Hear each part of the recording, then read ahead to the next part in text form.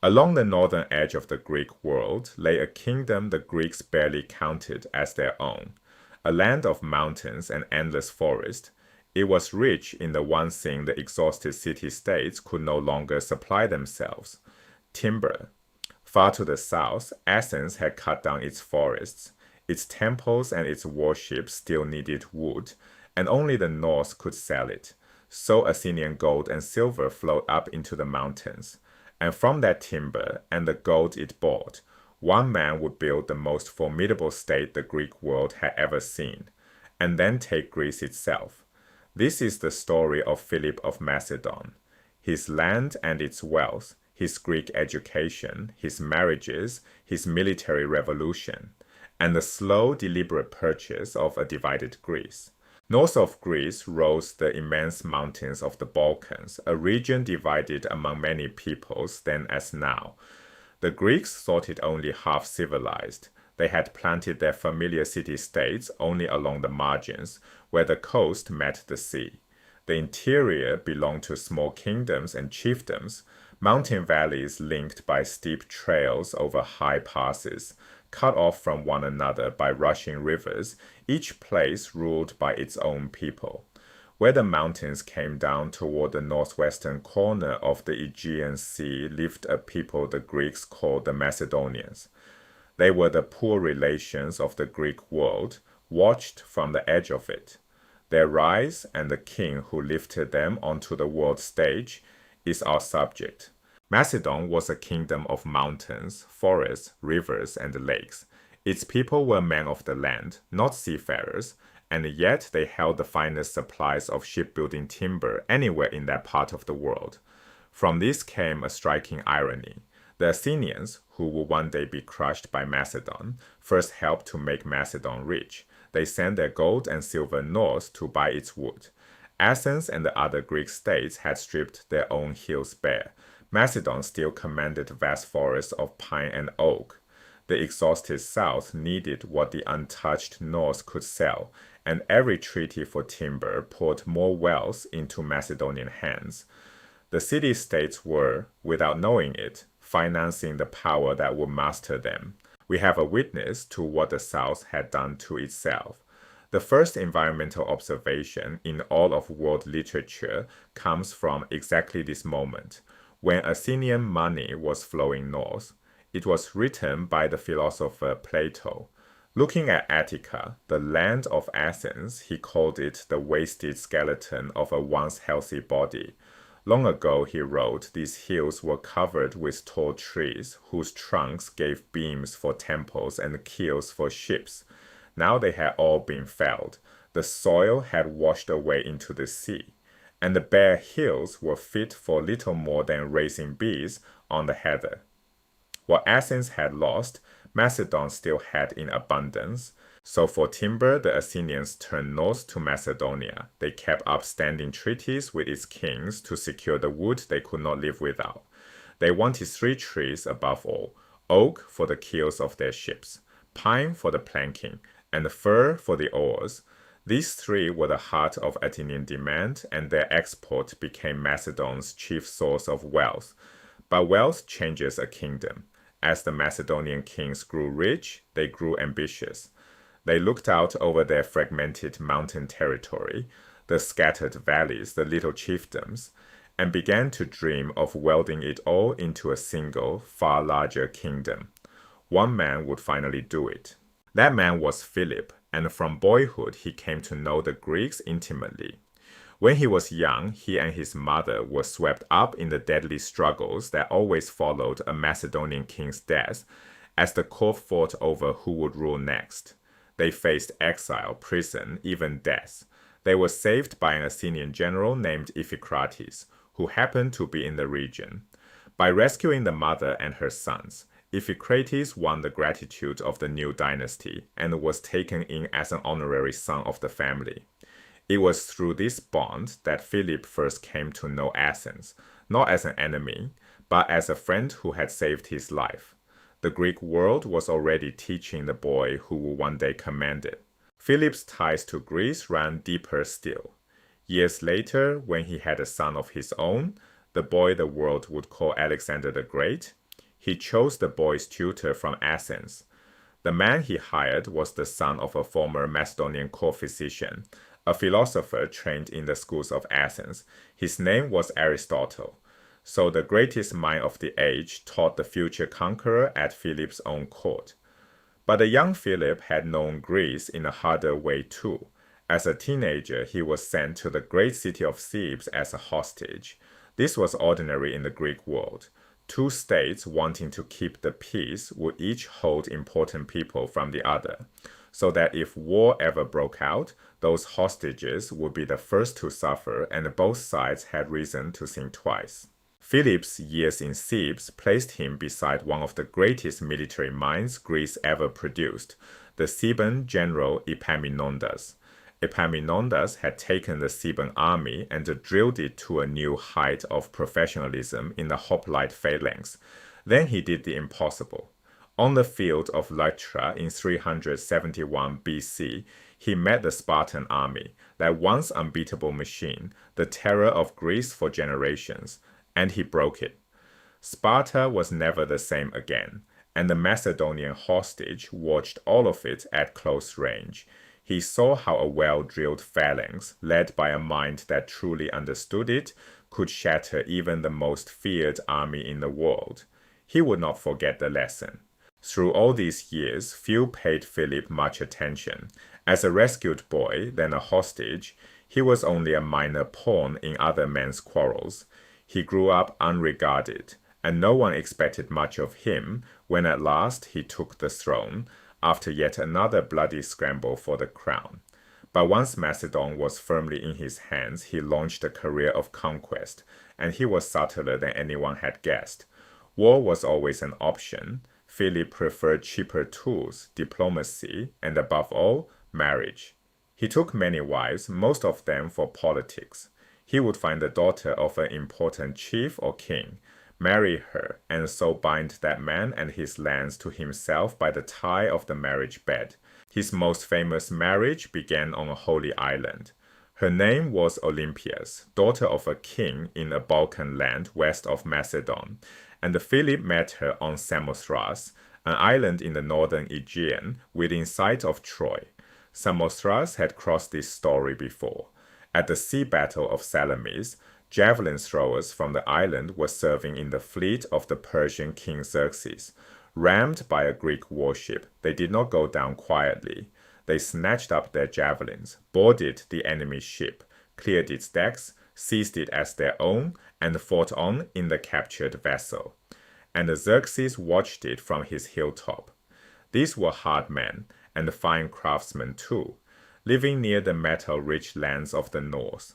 On Samothrace they kept strange mystery cults honoring the spirits who watched over metal workers. It was at one of these ceremonies that Philip found Olympias. She was herself a devotee of wild cults, of snakes, and of spirits and demons. Philip fell passionately in love, and they married. Their union produced the boy Alexander. But the harmony did not last. Olympias had a fierce temper of her own. Once she had a son to push forward, she gave herself wholly to Alexander's cause, and she raged at every new wife Philip took, fearing each one might displace her as first among his queens. It was a stormy marriage, yet Philip got exactly what he had come for, an alliance with her father, and with it, another slice of the Central Balkans folded into his growing power. In Philip's world, love and politics were the same move. Now comes Philip's true genius, not diplomacy, but war. In military affairs, he did for Macedon exactly what Cyrus the Great had done for Persia 2 centuries before.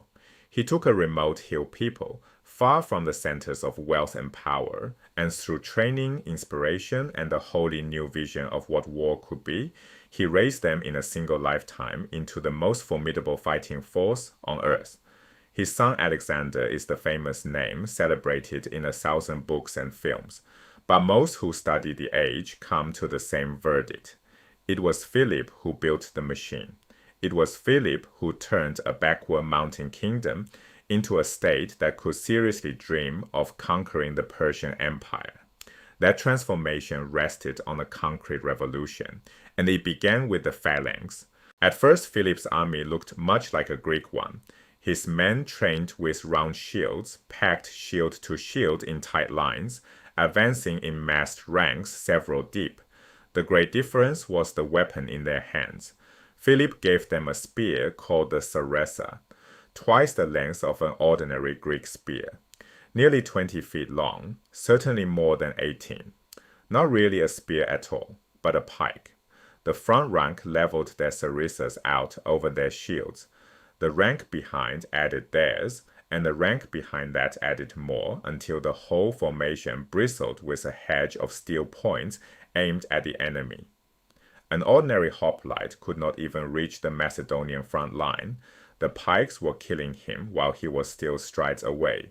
Fighting like this took constant practice, so Philip militarized his whole kingdom to supply it.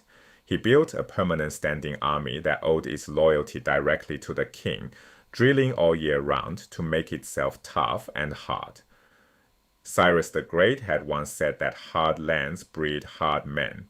Persia had once been such a land, until the Persians came down onto the South Plains, first to Susa, and now camped at Babylon, the very capital of luxury and ease. Macedon stayed rough. Philip commanded fierce men, bred to war almost from childhood, and he kept them bound to his throne. There would be no selling of their swords abroad. These soldiers stayed home and served one man, the king. Philip's own name, Philhippos, meant lover of horses, and horses were his other great idea. In Greek warfare, cavalry had never been properly understood.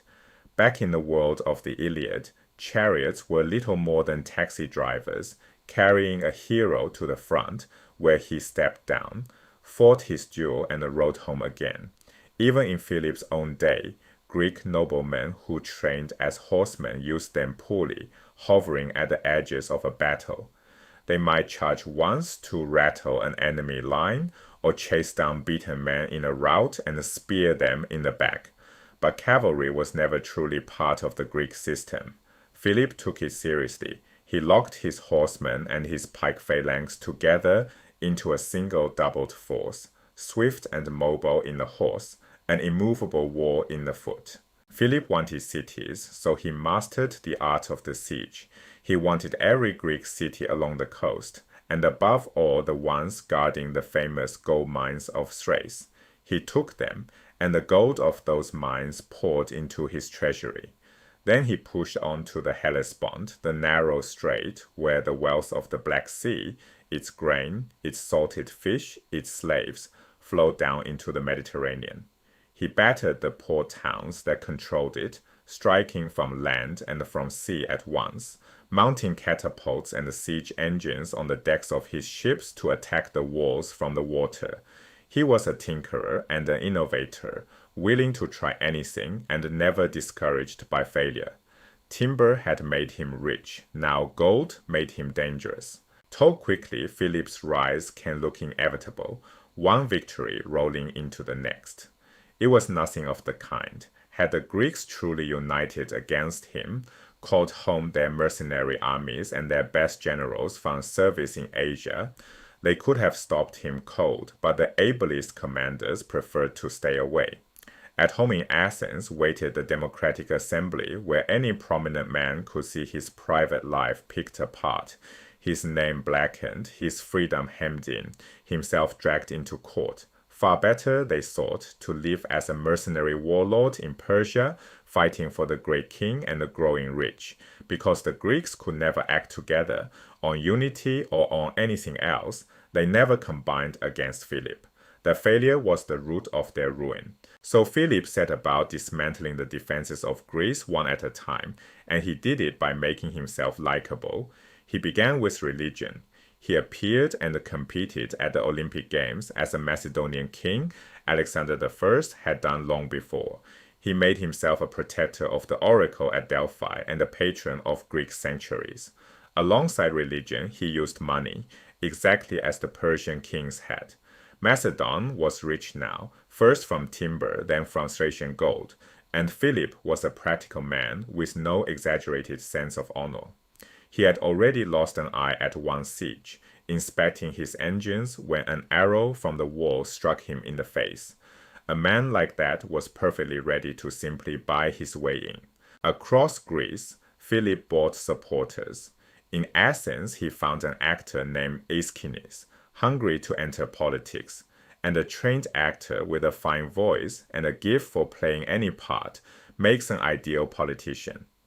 Aeschines took Philip's money. The speeches he gave in the assembly, paid for by Philip, all urged the same thing: do not resist Macedon. Athens and Macedon, he said, walked the same road. Let Philip do as he pleased. Not every admirer was bought.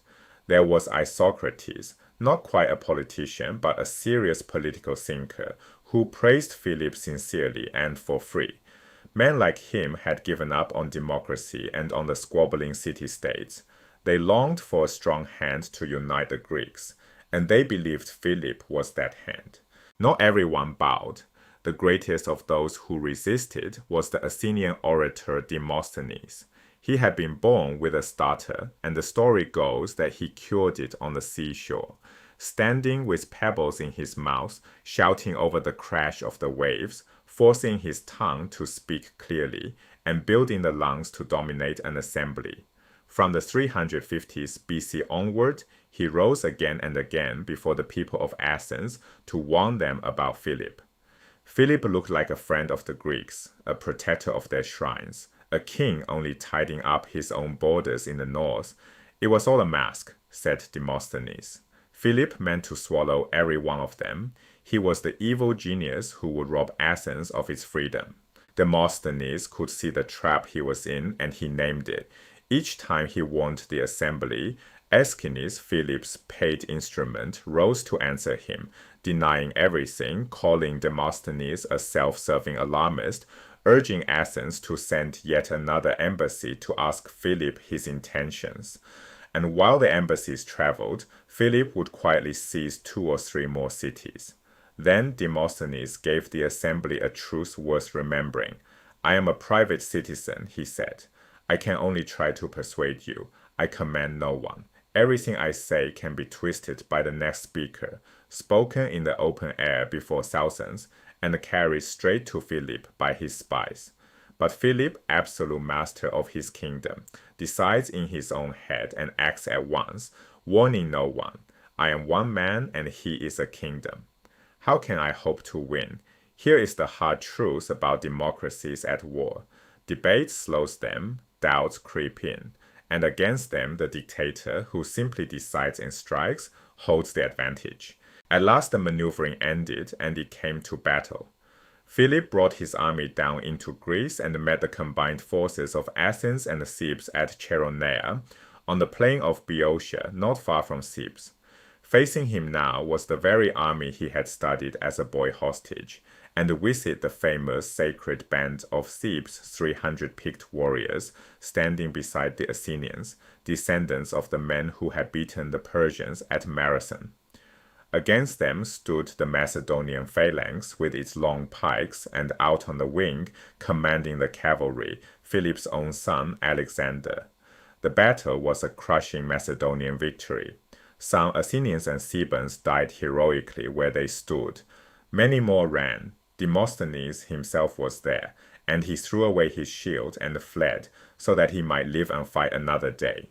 Chaeronea dropped all of Greece into Philip's hands. He became hegemon, the war leader of every Greek city-state. He did not swallow them into his kingdom. He left them nominally free, and he wanted them to feel free and content, but now he directed their foreign policy. He calls them together at the Isthmus of Corinth, the old meeting place of the Hellenic League, and there he rebuilt the very alliance that had once fought off Persia. Then he told the assembled Greeks what it was all for. He would lead them, and united at last, they would march east and conquer the Persian Empire itself. The endless quarrel of the city-states was over. One man now spoke for Greece, and he was pointing it at Asia. At that very moment, a letter reached Philip.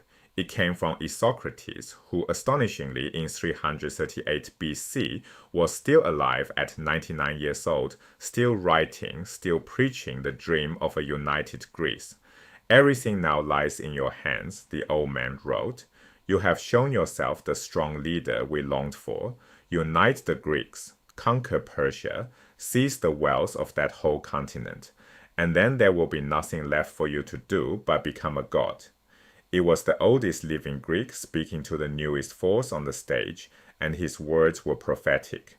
In a single lifetime, Philip had turned a fragmented kingdom of forest and timber into the master of Greece, with gold, with marriages, with the Sarissa, and at last on the field of Chaeronea. But what he could not know was this: the god that Isocrates foretold would wear his son's face, and the empire Philip meant to take would fall instead to Alexander.